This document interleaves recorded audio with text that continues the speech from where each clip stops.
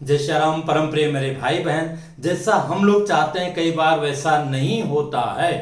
किसी कारण से घर में सूतक लग गया है, चाहे वो पीरियड्स का सूतक हो या बच्चे का जन्म का सूतक हो अथवा किसी की अकाल मृत्यु अथवा पूर्ण मृत्यु होने का सूतक हो, और हमने अपने घर में कलश स्थापन करके रखा है अथवा वैसे माता जी की स्थापना किया है, तो हमारा नवरात्र व्रत कैसे संपन्न होगा, कैसे पूर्ण होगा।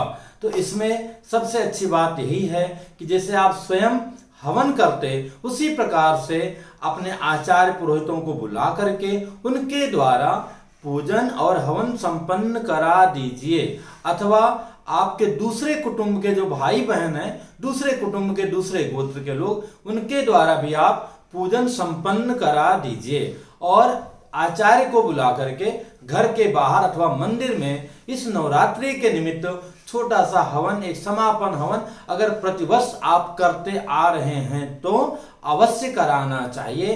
तब तक हमें व्रत का पालन वैसे ही करते रहना चाहिए जैसे हम प्रथम दिन से कर रहे हैं। किस स्थिति में हमारा पीरियड्स की अवस्था चल रही है अथवा जन्म का सूतक है अथवा आजकल तो जय जय सिया राम अकाल मृत्यु कितनी ज्यादा हो रही है, तो कोई हमारे परिवार से गया है, आज चाहे पहला दिन है चाहे आज 8वां दिन है, तो जब तक जो है हमें ये जो कलश स्थापन हम पहले से करके रखा है अथवा माता जी की स्थापना किया, व्रत आरंभ किया है, तो व्रत हमारा तभी पूर्ण होगा जब जो है हम उसका विसर्जन विधि संपन्न कर देते हैं। तो अगर आपके आचार्य पुरोहित के द्वारा आप प्रतिवर्ष हवन कराते हैं अथवा स्वयं हवन करते हैं अथवा हवन नहीं करते हैं तो कोई बात नहीं। अगर आप हवन करते हैं, कराते हैं, तो ऐसे में किसी भी पंडित जी से छोटे रूप में से ही घर के बाहर कहीं भी छोटा सा एक हवन करा दीजिए। चूंकि सूतक का घर है तो हवन होना 10 दिन के पहले उचित नहीं होता है। अथवा केवल पीरियड्स वाला सूतक है तो आप नहीं बैठेंगी, बाकी घर का कोई दूसरा सदस्य बैठ करके अथवा कोई नहीं तो पंडित जी स्वयं बैठ करके छोटा सा हवन करके और विसर्जन कर दें।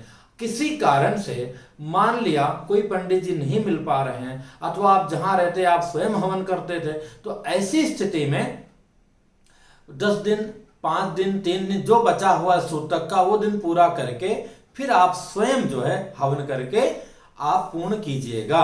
लेकिन तब तक आपको व्रत के नियम को कंटिन्यू करते रहना होगा।